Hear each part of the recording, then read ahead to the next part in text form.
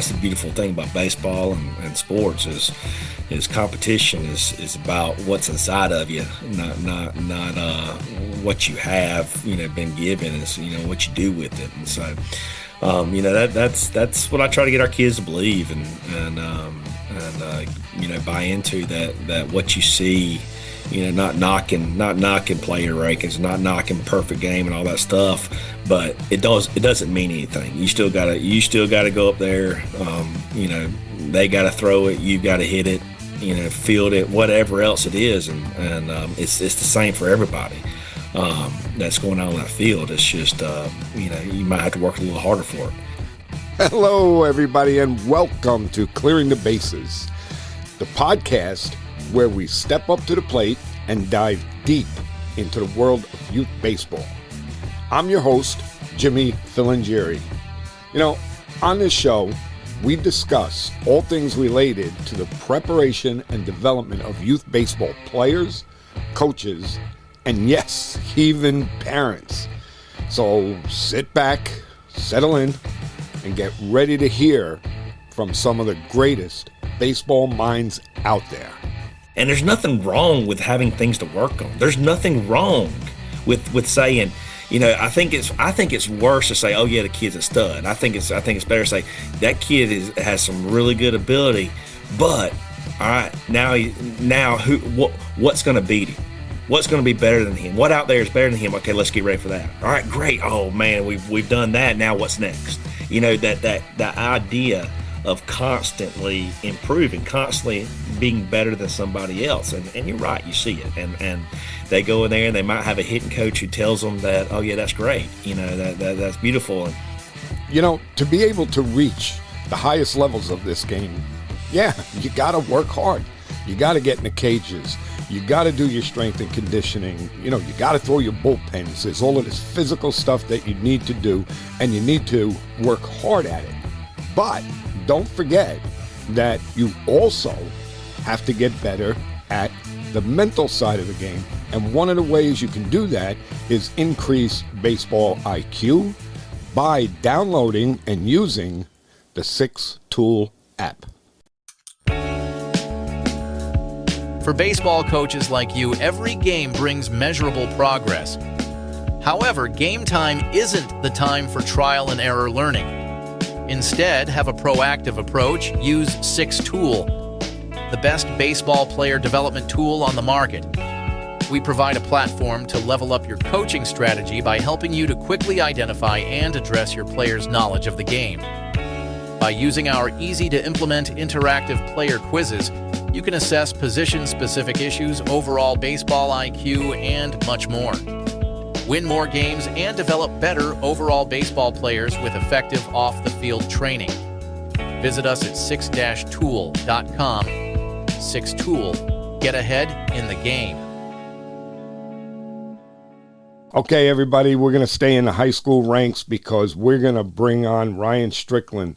He is the head baseball coach at Colquitt County High School in Moultrie, Georgia. How you doing today, Ryan? I'm doing great. How about you, Jimmy? Good. Like I was just saying to you a little while ago, rough night yesterday. I took a 2.5-hour ride up to Binghamton, New York to watch one state semifinal game and then drove 2.5 hours back home. So I drove 5 hours for a 2.5-hour game. So rough day yesterday, but so tell us, you've been at Colquitt. This was your first year. Give us a little bit about your history, your coaching history, your playing history, all of that type of stuff. Oh, wow. That's going back a lot to see. I'm from South Georgia originally, down here where Colquitt County's located at. I grew up in Thomasville, Georgia, which is about 30 minutes south of here. Played at the time Darton Junior College was still around. It's merged with Albany State down here, but played at Darton Junior College. Played some good baseball coming out. It was time when Nick Markakis was at Young Harris, and they were loaded in Middle Georgia, but JUCO baseball in Georgia was still thriving and still going strong. I think now they're down to maybe 3 or 4 schools left, but have all merged with 4-year schools. But anyways, played there and then went up to Shorter University in Rome, Georgia, and finished out playing. And that's where I met my wife. So I stayed around there for a little bit and stayed on as got my first coaching job at Model High School in Rome. Was fortunate to coach with a retired scout. He was Gary York. He had a long time scout for the Tigers and the Yankees, and was doing something in retirement, coaching a little high school baseball, and said, "Hey, you want to come on and do this? I'll let you do everything, and I'll deal with the parents." I was like, "Man, that's great. Sounds like a plan." So I started coaching baseball up in Model High School. Was the head coach within a couple years. Became the head coach there, and was there for 5 years. Head softball, head baseball coach.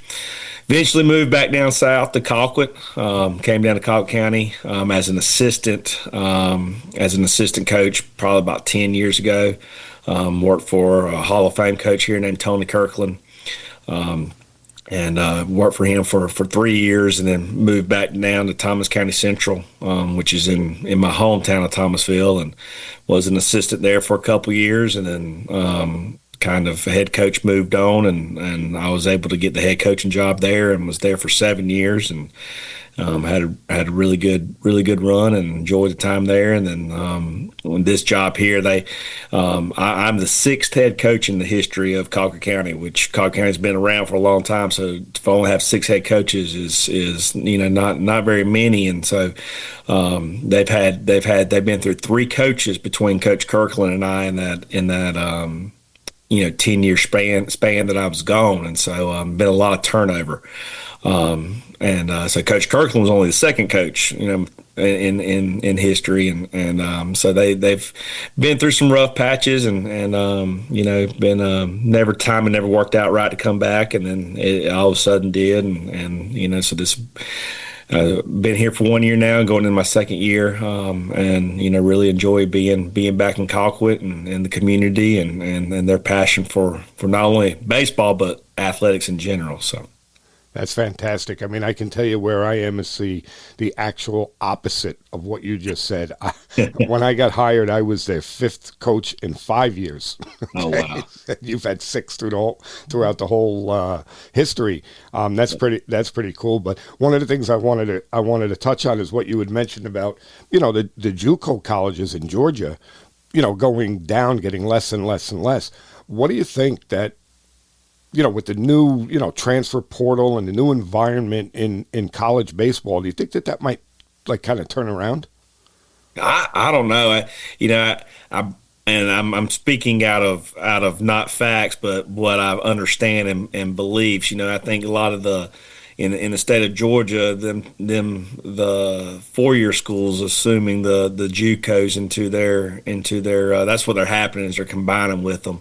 They're still there, but they're like satellite programs or whatever. I think that's more cost efficient for the university system of Georgia. So I don't know if we'll ever see these junior colleges come back in the state of Georgia, and which is Georgia is such a talented state baseball wise. It's crazy because it's kind of hurt kids' opportunities to go play baseball, and even now, like you mentioned, with the new scholarship rules and roster limits, there's going to be more players looking for places to play, but we're right on the it takes me an hour and a half to get to the coast down there in the Gulf of Mexico to the beach. So, and there's 20 million JUCOs down there in Alabama, and also our players still close to somewhere they can get to. But no, I don't know what's going to happen with it. It would be great to see because junior college baseball, man, it is truly they call them JUCO bandits for a reason, and it is tough and it's a grind, and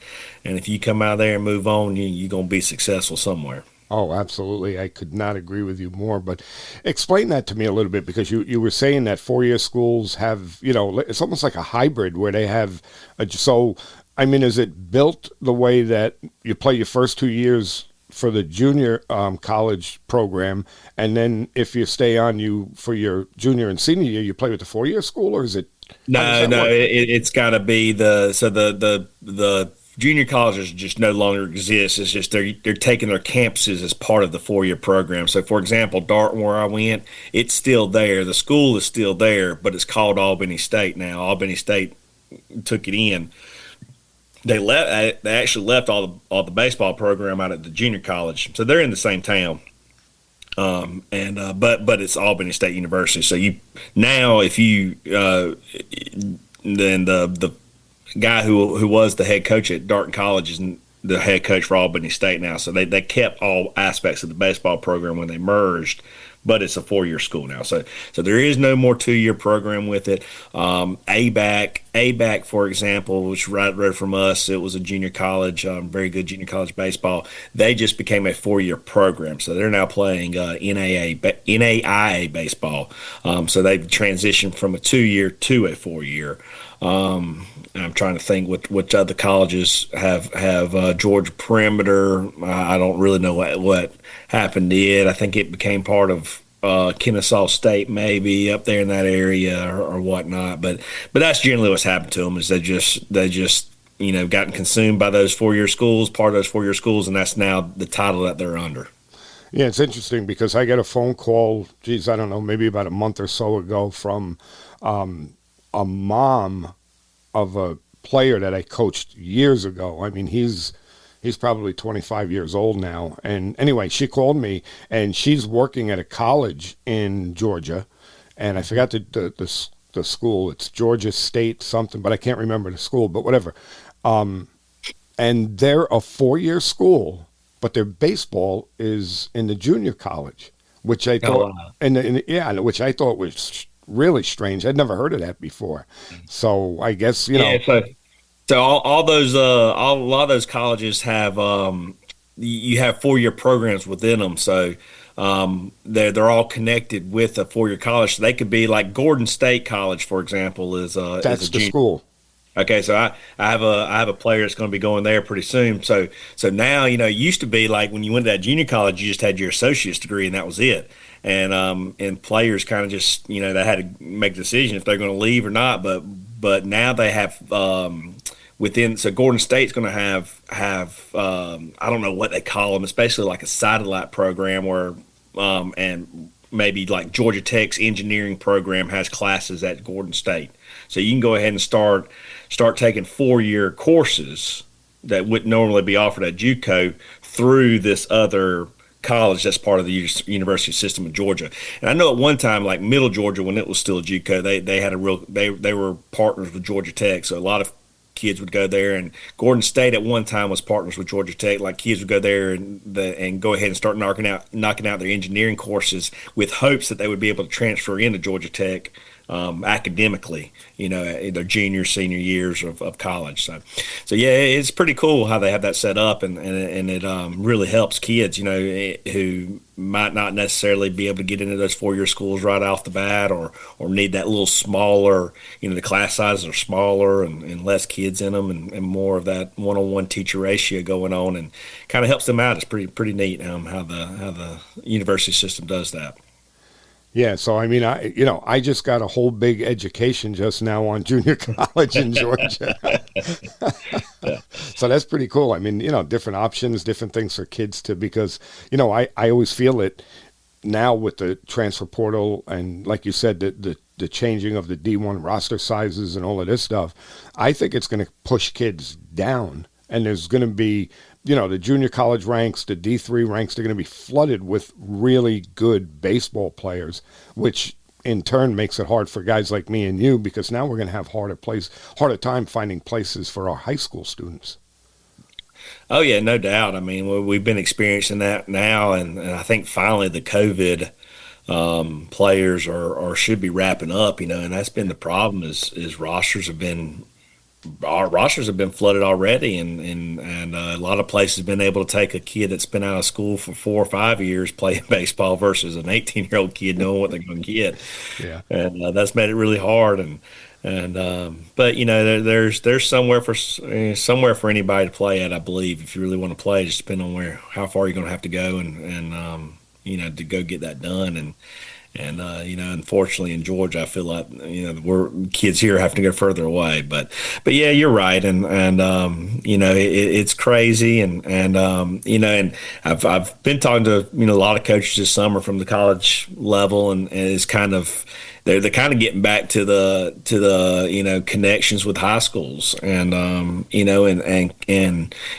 of them have talked about hey, we want two-way players again. That's been the thing, because you're only traveling with 24 or 25, whatever the travel limits are. You better have some guys on there who might be able to do some things for you. So there's been some interesting conversations coming out of those things, and no telling where it's all going to go, but it's definitely going to change. Well, I got to say, I'm happy to hear that, because, yeah, I was starting to get worried. I mean, these poor kids, it was going to be so difficult for them to get in. But, you know what, I guess, like you say, over time, things will kind of, balance out and, eventually get back to the way it used to be. So that's pretty cool. So, all right, let's jump into something here, because from what I understand, your coaching philosophy, we'll say, is kind of like a hard-nosed type of coach, all right? And I love that, because I like that blue-collar mentality. I would consider myself to be the same way. So tell me about it, about your style, your philosophy. Oh, yeah. Well, let's see. I think that comes from who I am as a person. I was a little old tiny 4'9" in high school, and had to scrap and claw for whatever I got. And my old high school coach used to always say, he flipped the light on in the weight room, I was in there working out, and he flipped the light off and I was still in there working out. So I wanted to play when I was younger, and that's what I had to do to play. And then I wanted to play when I went to college. That's what I had to do to play. And so it just became who I am. And I wholeheartedly believe that you can play, anybody can play with anybody. The talent level and the player rankings and the physical abilities that you're just given might not all be the same, but just because a kid's a Division I player going to get drafted, and you're just going to be a high school player, maybe a college bench player at best, doesn't mean you can't go out there and hit off of him. That's the beautiful thing about baseball and sports is competition is about what's inside of you, not what you have been given, is what you do with it. And so that's what I try to get our kids to believe, and buy into that what you see, not knocking player rankings, not knocking perfect game and all that stuff, but it doesn't mean anything. You still gotta go up there. They gotta throw it, you've got to hit it, field it, whatever else it is, and it's the same for everybody that's going on in that field. It's just you might have to work a little harder for it. And I think that's the beautiful thing you get out of it, not from a baseball side, but then who that makes you as a person going into life and preparing you for life. Of if I've been blessed with talent and I know how to work, I'm great. And if I'm not blessed with talent but I know how to work, you're still going to be able to do some really good things too. And because life's hard, and if you know how to work through it, you're going to be good. You're going to be fine. And so that's kind of my mentality is what I try to get players to understand and kids to understand is it doesn't matter if you're the starter, the bench guy, whatever else. You can work relentlessly. You can compete. You can do good things. You're only going to be limited in what you believe. Which really takes you to the mindset and the we'll say mental toughness of players, which I believe, and kind of piggybacks on what you were just saying, is that if you take a kid who's mentally tough, he's going to be able to compete with a guy who's maybe very talented, but maybe is not so mentally tough. Mm-hmm. Oh, 100%. And I think the mental toughness will take you a lot farther than the physical talent will. Physically, like, you're going to get away with a lot of things. Not being mentally tough, you're going to get away with a lot of things, but eventually, like, there's people out there as good as or better than you. And then the mental toughness is going to catch up with you at that point. And in 20 years, man, I've seen it a lot. Like, I've watched high school kids walk around that throwing 95 and striking everybody out, but they're not tough. You can see it. that much better than everybody, and then you watch them get into, some of them now are in professional baseball, and you see it catch up with them.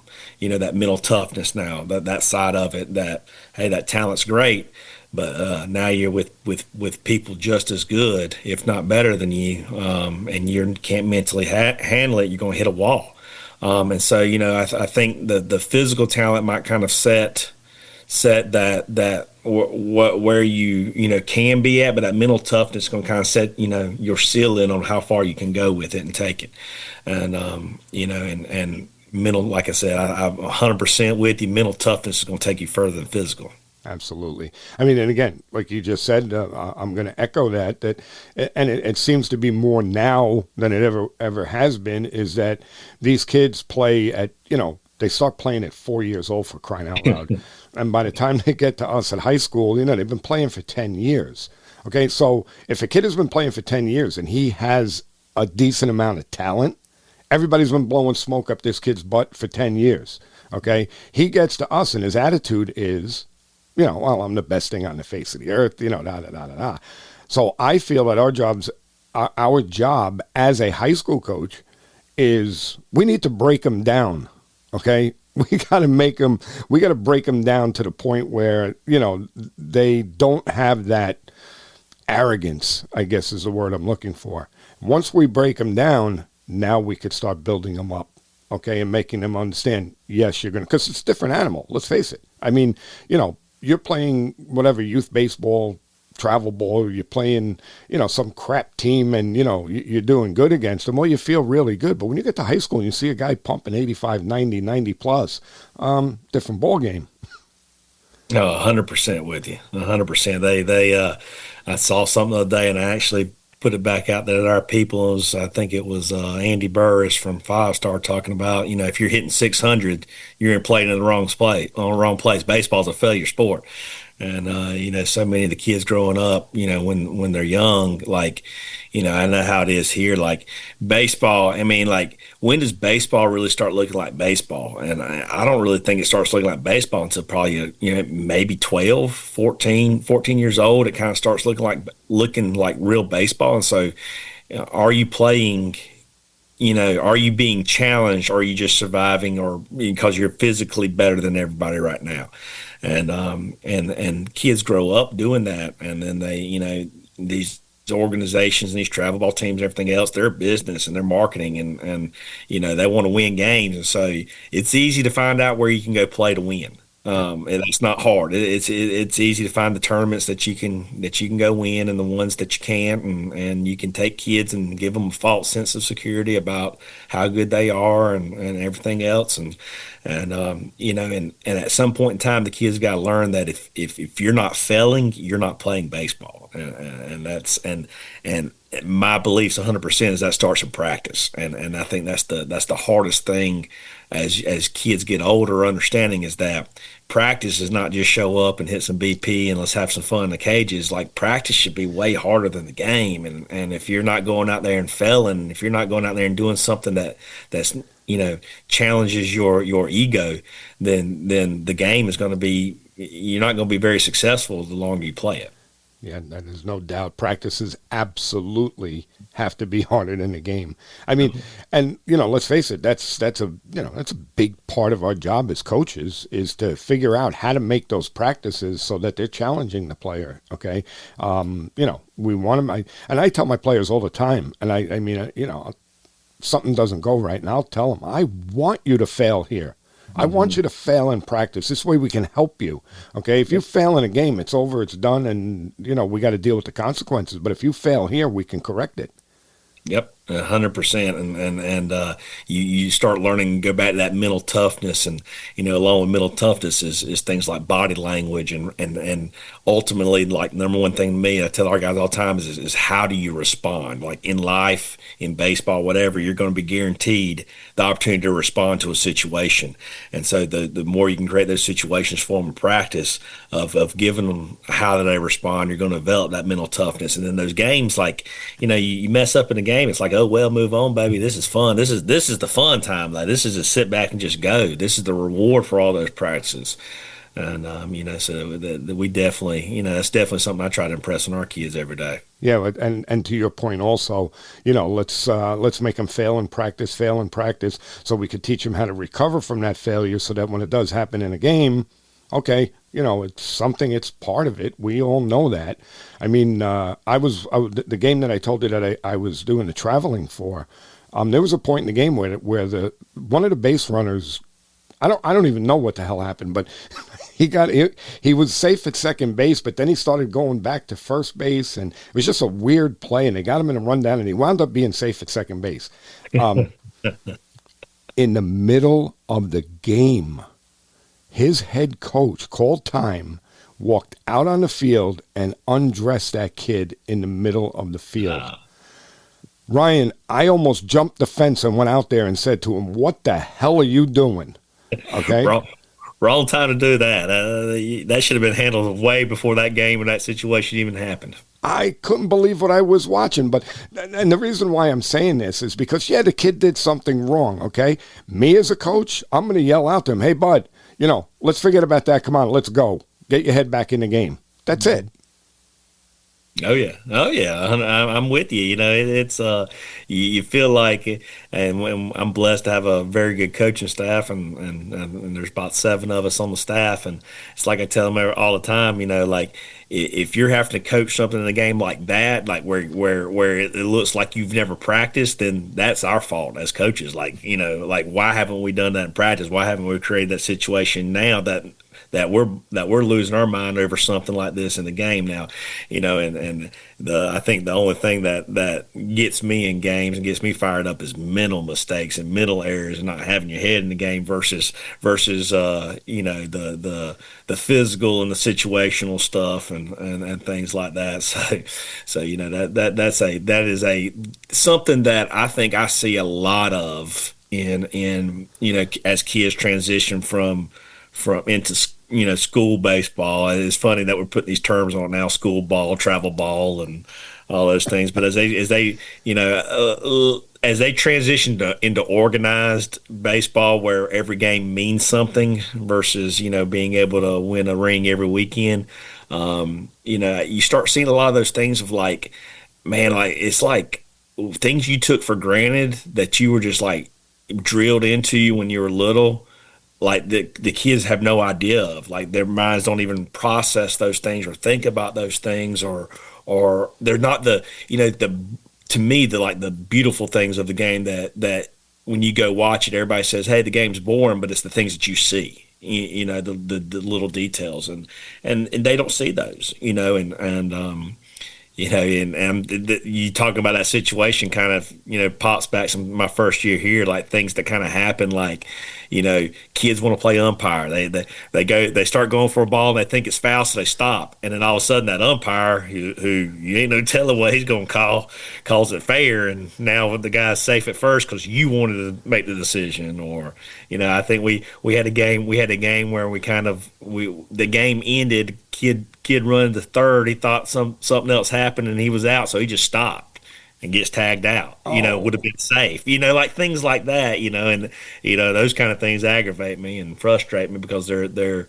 really mental things. And so I guess when you get in those games, those situations as a coach, if they're situational baseball, physical things that you should be practicing, being taught, that losing your cool like that in the middle of it ain't right. But if it's mental things or mistakes that are happening over and over again because you're not paying attention or learning from the previous one, sometimes I can see where coaches can get a little heated over that. But yeah, but no, that's what's crazy when you do these things and you talk to people and from all over the United States. Like, we're all seeing the same problems everywhere. It's across the whole United States baseball model system now, or whatever's going on. We're seeing the exact same things. Yeah, and that's what's interesting to me and crazy to me.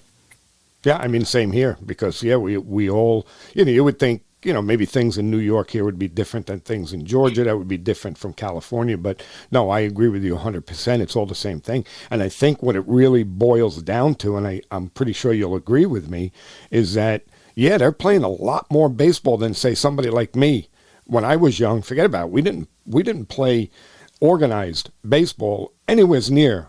We didn't have lessons. We didn't have any of this stuff, okay? We played in the streets. We went out and we did our thing, and that's the way we learned how to play the game. But I think that what's happening across the country, nobody's teaching them what you just said, the smaller parts of the game, the basic parts of the game. And I can run through the stuff that I see at the high school level, and I'm sure you do. And I believe that that's a lot of it. Teach them how to play the game right by starting with the basics. Yeah, and and there's a lot of factors, and not making excuses, because I can't stand that. Kids are different nowadays. Well, we got to adjust, but like the creativity, like if I wanted to go out and practice baseball, a lot of times it was just me and my dad, and he had to say, hey, you got runners at first and second here, and I had to use my mind. I had to be creative, and I had to see and visualize. And now kids don't have to do that. Their creativity is limited because they constantly have a device in front of them that they can watch and see things versus have to think about it in their mind. And so, we're losing that component of it. We're losing that you're talking about playing in the streets. We played sandlot baseball. I mean, like we ghost man at second, and like, what are you going to do? And then like you had to make decisions on, oh no, he would have beat that throw, or he would have got, like we had those arguments and conversations amongst ourselves as kids when we played those games, because we might not have had 18 people out there playing. We only had 12, so we had to play a game with only 12 people. Yeah. And that does not happen anymore. And it's funny, like I got a friend who used to be a high school baseball coach here in the state of Georgia. He's down in the Dominican now, running one of those baseball academies for one of the professional organizations, and talking to him, and then kind of out of that having conversations with other people, like international players are now dominating professional baseball. And baseball is an American sport. I mean, it's an American sport, and now we're being overtaken, or I say overtaken, like the better players, the people who know how to play the game, are coming internationally now. Yeah. Why? And you start, the conversation I've had, like the model of baseball in these places resembles of what American baseball used to be before it became, in my opinion, and I think it's fact, a money making. Baseball now in America is more about money. Like, it's a country club sport. It's you got to have the money to go pay for lessons. You got to have the money to go buy the $400 bat and whatever glove and all those things. It's just I was I was having a conversation with a kid the other day about, you don't have to have these things. I remember rolling up my socks in my sock drawer and hitting them.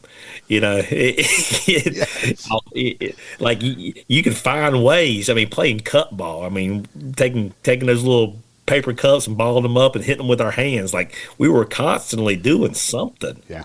Baseball wise, without $60 for a lesson in a cage, off of turf, off of perfect conditions, whatever else it is. And so, you start looking at that. Well, no wonder our kids don't know how to respond. No wonder our kids don't know how to handle adversity. No wonder they, they're not involved in it. Everything is laid out there for them.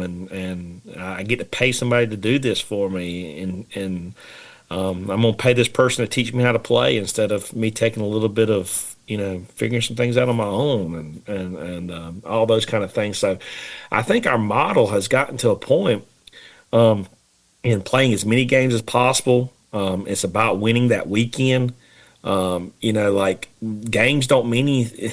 That's such a hard thing of, like, what I do on Tuesday matters for Friday. That's how baseball's played. That's how high school, you start in high school. That's how baseball is played. Yeah. College, professionally, on, like, you don't just get to reset after every weekend. Yeah. What just happened matters, and how you're going to build off of it and adjust off of it. I think that's a little bit of what's trying to change that and put us behind, in a sense. So yeah, well, I mean, if you really look at it again, good friend Peter Caliendo, who travels all over the world training coaches, training players. We've talked about it many times, and what it is number one, they still have that hunger in the other countries. That's number one. Number two, their coaches are trained. Their coaches know what they're doing, okay? And we went through a bunch of, different countries where it's actually mandated by the government that you cannot be in that dugout unless you're certified. And, I don't say that you have to be certified at a very high level, but you have to have a basic understanding of the game and understanding how to teach it. Because now I don't know how it is in Georgia, but here in New York, I get this year, I got my players March 17th. That's when I'm allowed to start working with them. March 17th, and I think our first game was like April 2nd. I don't have time to teach them how to run the bases, I don't have time. I mean, we just have to do what we have to do. So my point is that if, again, the travel world, which a lot of times I have a big problem with because the kids really aren't learning anything, if they took the time to train their players, if they knew and they took the time how to train their players, and then played 1 or 2 games on the weekend, okay, so be it. But train them 2-3 days, 3 days out of the week. 100%. I mean, it was, and I can't remember this year at the ABCA. The guy who spoke about it, he's from Maryland or whatever else. He's with the youth baseball and ABCA, but they were breaking down the numbers of that come out of the USA baseball research. Were like, you should be practicing or training 75% to 25% gameplay at that age, and it's completely flipped. Yes, it's completely flipped. And in middle school, like, it should be about 50-50, and that's still like I have problems with how our middle schools ran here, because once they start playing games, like, they don't practice, like, because there's not the time to. There's just too much, and they don't have enough time during the week to get a little practice in between games. And then in high school you start practicing. Like, I see the first time kids really start practicing and being in high school here in Georgia, and then they oh, well, the game just ain't fun no more. Baseball's not fun anymore. Well, no, like, it's not about fun. It's about like doing something hard and learning how to press through it. And so now you start losing kids to the game because, it ain't fun. Well, practice is not fun. Like, getting better is not fun. Winning is fun. Yeah. Losing's not fun, and you better do what you need to do to win. And so there's that on top of it and there's a lot of travel. Like, I don't want to sit here and act like I'm anti-travel ball and all of that, because there's a place for it, and there's a lot of good things out of it, and there's a lot of good people out there in it.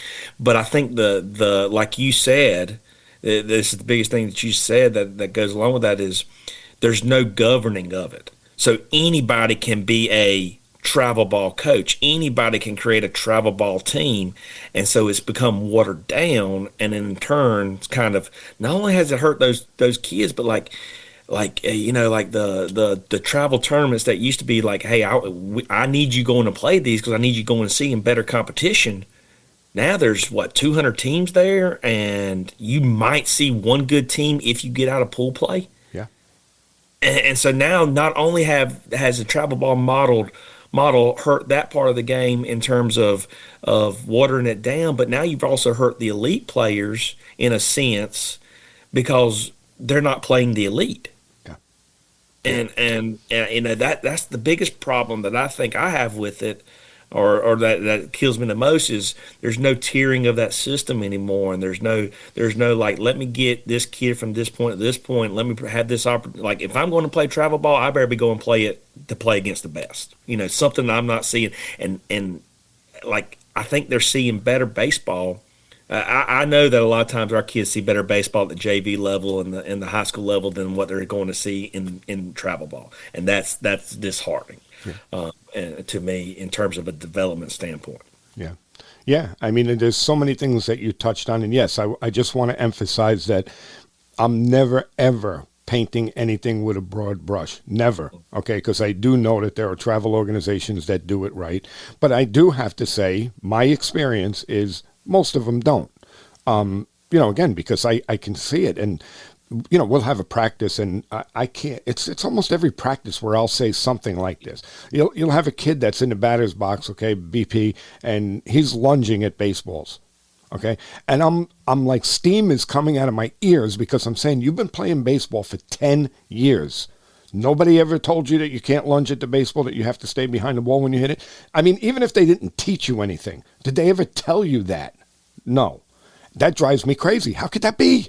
Yeah, because and this is not cold-hearted, but because I was that kid. Like I there's a lot of things I did wrong, but now you don't have to say, okay, I need to fix it. I can go find somewhere else to play that I'm going to play at and make the same mistakes over and over again. And I'm playing travel ball. That's that whole watered down thing part of it that the kids no longer have to say, okay, look, I've got to do this better if I want to play.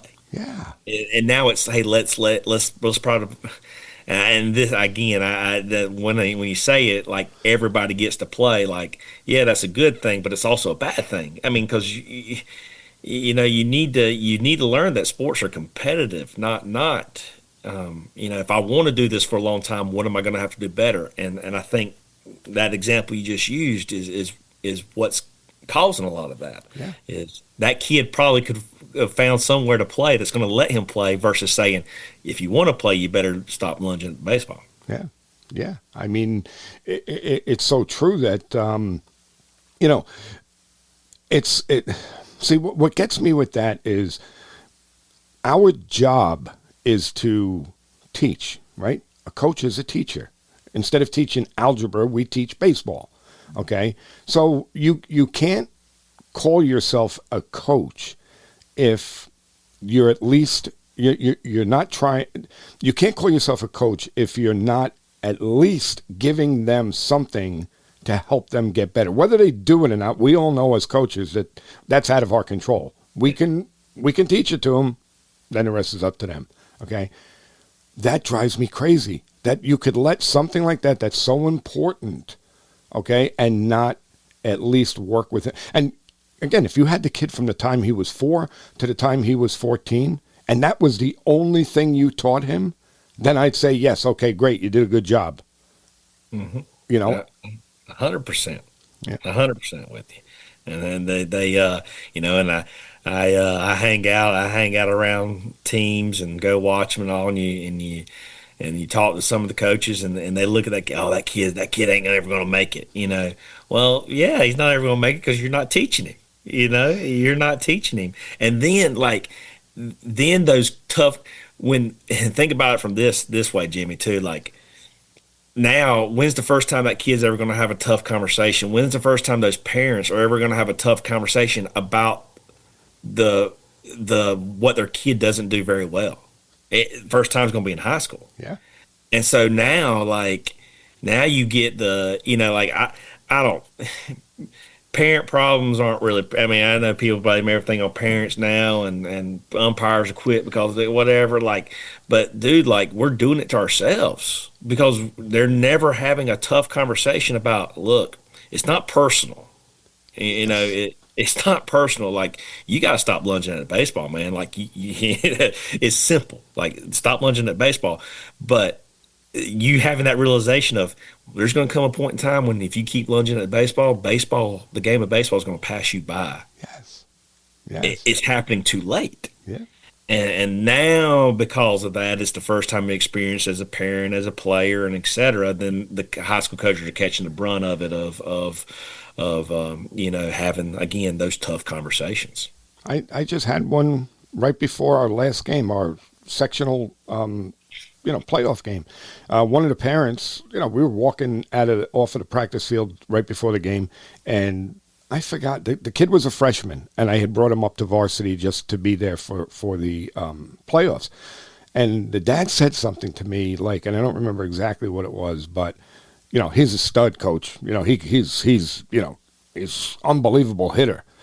And I'm like, well, I've been watching him, because our JV and varsity work out together in the beginning of the season. And I said, yeah, he might be a good hitter. I said, but we got a lot of things we got to deal with. So he says, what do you mean? So I said, well, and the example, he lunges at the ball. He doesn't load correctly. He doesn't stay behind the baseball. Okay. His head doesn't stay stacked. I started saying all of this stuff. I said, we could fix it. I said, but, I don't know what you're talking about. So I said, what do you mean? So he goes, every level he's played at, he's hit. So I said, okay, All right. Now, I'm not doing that to be mean. I'm giving you facts. Yeah, yeah. Because when you sit back and it's real easy in that situation. Go, yeah. Yeah, he looks good. And then now you've just like given him this false sense of security of like, yeah, he's good, and so he don't have anything to work on. And there's nothing wrong with having things to work on. There's nothing wrong with saying, I think it's worse to say, oh yeah, the kid's a stud. I think it's better to say that kid has some really good ability, but all right, now what's going to beat him?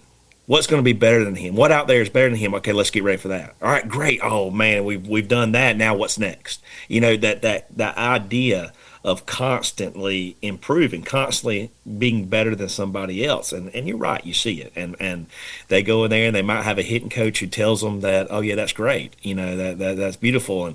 And that's the other thing. I don't know how it is up there, but down here, like, the people that they're most of the time going and paying lessons for never, might have played high school baseball, might have played some college baseball, or like we've got guys, to me it's hard to give hitting advice if you weren't ever really a hitter yourself or did things at that, and if you or never been in it, I'm not going to give pitching advice. I mean, it's not who I am, and I'd be doing somebody a disservice by charging for pitching lessons. That's the other side you get of it, and I think kids and parents get lost in the weeds of being made to feel good by what's told to you versus, putting on that lens of, hey, okay, what's really the truth? What does it really look like? And there's nothing wrong with that either. Like, there's nothing wrong with saying, well, I guess there ain't nothing. Then you get the flip side where the kid can't ever do anything right, and there's constantly. Right. Yeah. So I guess there's a fine line you got to walk in there, but yeah, you're right, man. Like it's the same. It's everywhere, and we're.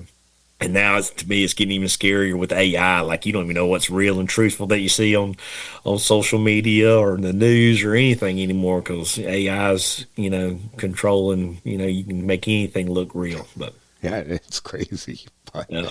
But yeah, I mean, let's, because if we stay here on travel, okay, we're going to kill the whole conversation on travel, because I've got a million things that drive me crazy. But let's talk a little bit about your culture at Colquitt. So, you this past year was your first year. Was there a culture in place? What are you doing differently, or are you just riding with it? Well, I mean, it was, the culture was not very good. I mean, it's Colquitt County's used to winning. It's used to playing good baseball. And when I say used to winning, I mean, it's been about maybe a 56% winning percentage over here in the history. The past 6 years, and the 6 years is how long it's passed since the previous Coach Kirkland was the second coach here in Hall of Fame coach. He was here. 6 years has passed. They've been through three coaches. Yeah, three coaches. So I'd been the fourth within 6 years. So obviously there was not some things going on very well, and probably a lot of different factors. And I don't think it was a factor of the coaches were the problem, or the sole problem, or whatever else. But there's a lot of different factors probably went into that. But no, so the culture was not. It was a lot work. It was a lot more we had to do than I thought coming in, that we experienced it this year. And again, that's not the kids' fault either. And so I think that's what a lot of myself and my coaches, we had to do, was like take deep breaths sometimes, realize like, look, this might be the first time they're ever hearing this. Yeah. And so, we came in, and I think the first thing we did, very first thing before we even like stepped on the field of practice or whatever, like we brought in everyone. We brought in the senior class We brought in the junior class. We brought in the sophomore class. One of each class together, and just kind of like had a conversation of like, hey, what's Packer baseball look like for you? Like, what it looked like in middle school, what it looked like in high school. What are things y'all that's been going on that you really like? What are things that have been going on that you haven't liked? What are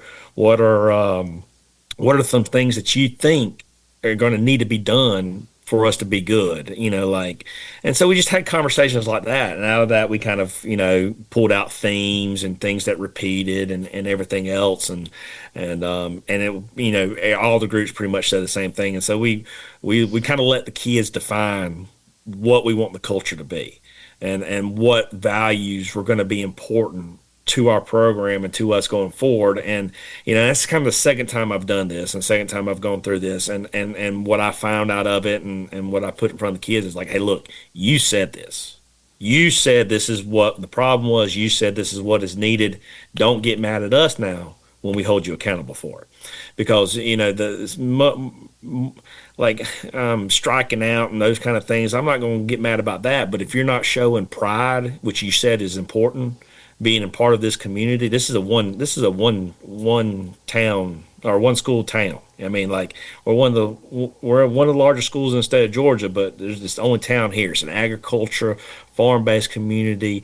Most of kids that are playing here, like some of them I played with their daddies. Some of they come from a line of there's guys coming through now who were on the state championship teams here, or their daddies were, and played Division I baseball. I mean, like, so there's an idea there, like they get it, all right, and there's a sense of pride that comes along with that, and so like if you're not showing pride, we're going to hold you accountable for that. If you're not doing these things that you said is important, that's not what we're going to hold you accountable for. And man, like, looking back on it now, like, kind of decompressing after season and then going through it, we met with the kids individually after the year was over with, and then listening to them to talk.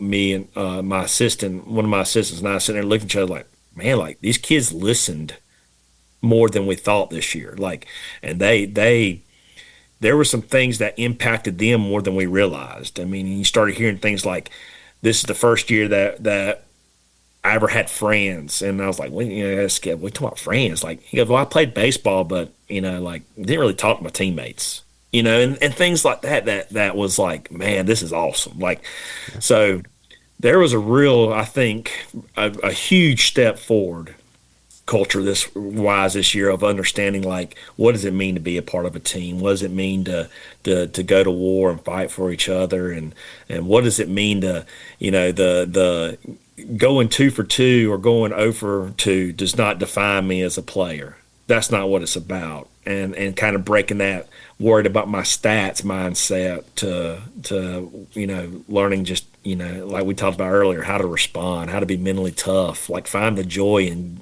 getting your butt back up off the ground after you get knocked down, or not getting so high that you're out there showboating and showing up the other team when you do something good. Like, how do you handle success? How do you handle failure? Like, so we did a lot this year, I think, in changing that, and there was a lot of factors in that. I mean, like, the parents, we had a good parent group that I believe sat back and supported and allowed you to do that. I mean, we have a school culture with the coaches in the school themselves, the teachers, they all, they don't get in the way either. They support, and they're asking kids how it's going. They're making you feel like they care about things. And so there's a whole lot of good things going on at the same time that kind of let us change that culture and kind of how we've gone about it. Now, is it there? Is it where we want to be? No. And I don't think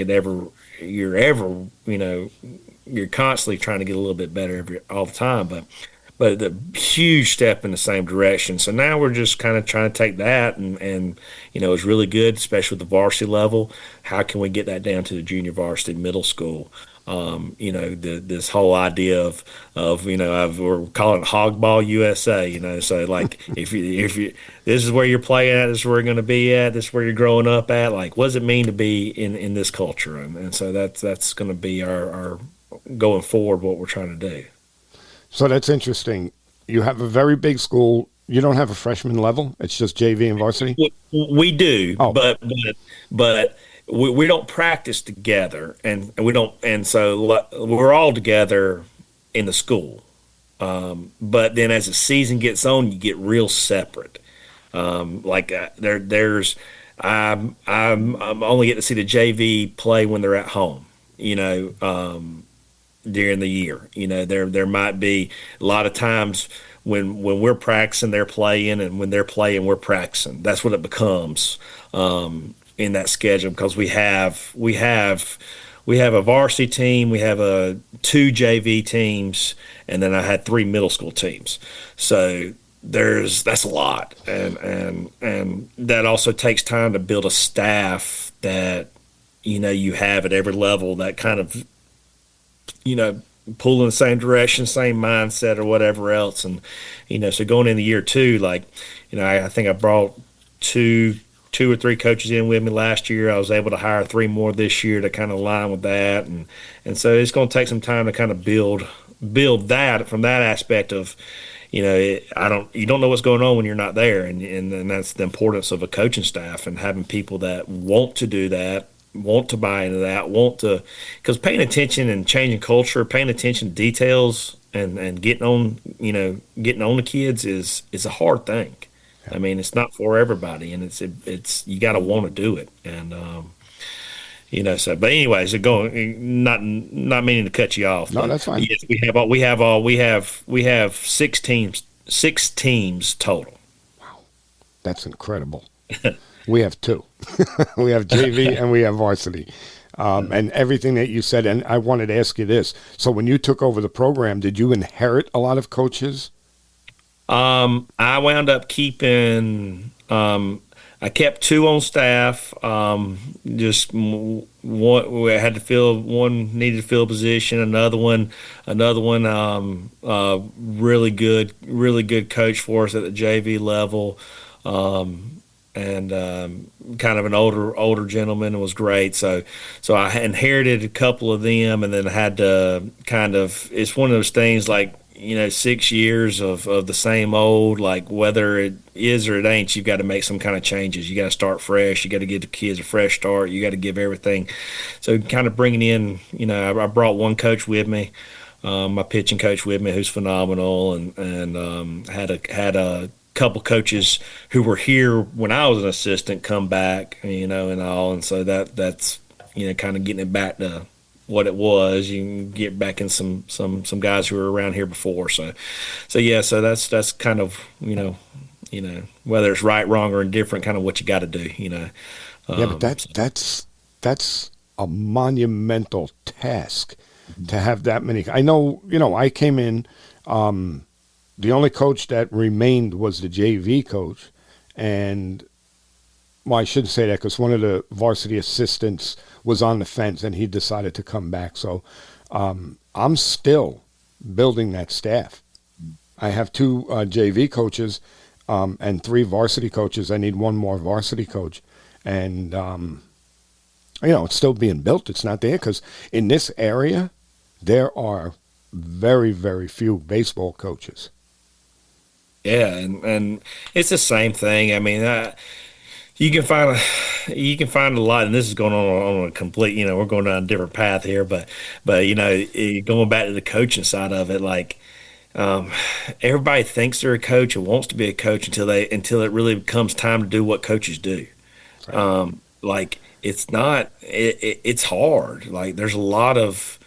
It's more than just going out there and picking up a fungo in the hour and a half, 2.5 hours you're practicing.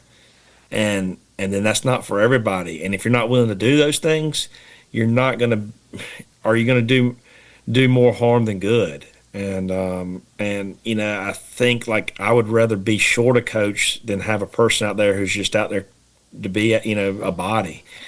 And, so it's hard to young people coming out. I mean, when I got started, it's funny now. You're at the point now, back in my day, but I remember getting started coaching. Like I just wanted to coach. It's what I wanted to do. And I was the head softball coach. I was the head middle school basketball coach. Then I had to be a high school assistant basketball coach, and then eventually I was the head baseball coach. I mean, that's what I was doing in a year. Yeah. I was going to basketball practice at 5 a.m., 4:30 a.m., whatever it was, and then practicing baseball after school got out. And now they're coming out. I'm a varsity coach. You're a what? I'm a varsity coach. Oh yeah. How do you know that? Like, oh, because I played college baseball. Like, yeah, great. You played college, but what does it mean to coach? Like, everybody has this idea, and maybe it's going back to what we were talking about with how the travel ball model is now. Like, there's no more paying your dues. There's no more man. If you ain't careful as a coach, what you do your first year and where you're at and what you think you're doing can make or break you. Like, honestly, it can. Like, if you get into it too quick and you don't know what you're doing, and you're having to deal with the pressures of parents and everything else at a level that you're not ready for, that can just give you the worst taste in your mouth of what coaching is about and how to handle things, and so. For us down here, I think that's the hard part of finding people of that look down on us if you're a middle school coach, and again, but most places, middle school coaches, that's just is what it is. It's a body. But for me, our middle school better mirror our varsity, our JV mirror our. So you're not coming here to be a quote unquote middle school coach. You're coming here to make it the varsity. I mean, and then ideally, in a perfect world, I don't have to go look for coaches every year because you've got coaches that you're bringing up just like you would do with players. They're growing through the levels, and that would be an ideal perfect world scenario, and but it doesn't happen all the time, and so yeah, we have a hard time finding coaches, but generally that's why is them not wanting to put in dues or having a false sense of what they are. And I don't mean that ugly, but I mean you don't know what you don't know until you learn it. Yeah, I mean that's you hit that on the head. You don't know what you don't know, and that's so true. And again, that's the reason why we have that problem in this area, because there are so many guys out there and they all love to talk a good story. But when you say, okay, hey, listen, come on, I'll take you on as a coach, at my school. Come on. Oh, well, I can't. Because they know that they're going to be exposed, okay? Instead of saying, hey, you know what, coach, I'd love to do that. I'd love to learn as much as I can.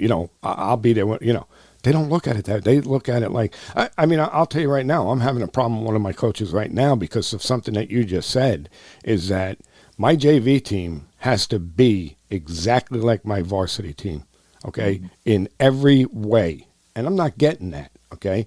And, he'll, and I'm the type of guy that I'm open to discussion. I'll talk to you about anything, but he pushes back on everything that I'm trying to do, and that's got to change. I mean, I'm sorry, but it's going to change. But and where did he come from? He came from the travel, and he was the only guy that was in place when I took over. He came from the travel ball world.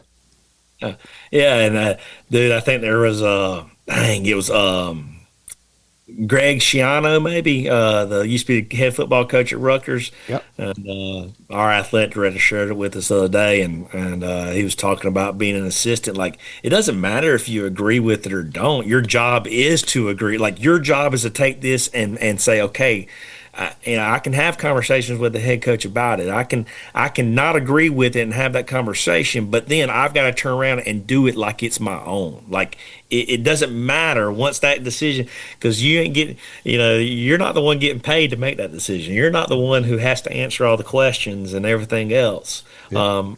When it comes down to it. So then your job is to turn around and make it yours and do whatever you live every day like that is your belief until you get your opportunity to do it your way. Right. Yeah. And I mean, another simple little thing, when I got hired, I told, all of the coaches, and there's, 4 of them, plus me is 5.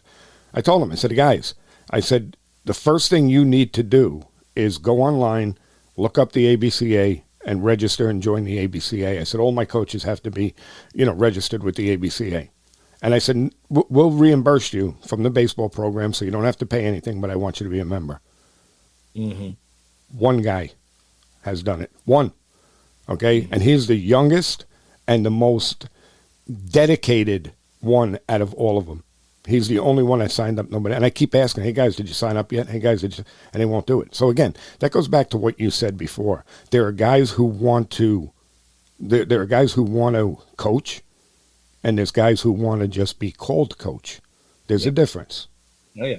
And I think that's and what you just said. That's one of the questions I asked. Like, because I'm big on we're going to go out and learn. Like, we're going to go out and listen to other people. We're going to go out and hear things. And if in an interview that person, and you can tell. I mean, you can watch body language. You can tell if they're not really interested in saying, "Hey, look, yeah, I'm going to go spend 2 nights away from home to go to this clinic to make myself better." If that's not for you, then that kind of tells me then you're not a varsity coach. You're not you're not really. That's not what you're about. So I think that's great. You make all of them join the ABCA, and there's too many resources there for, if you're a coach, there's too many resources there for you not to take advantage of it. Yes.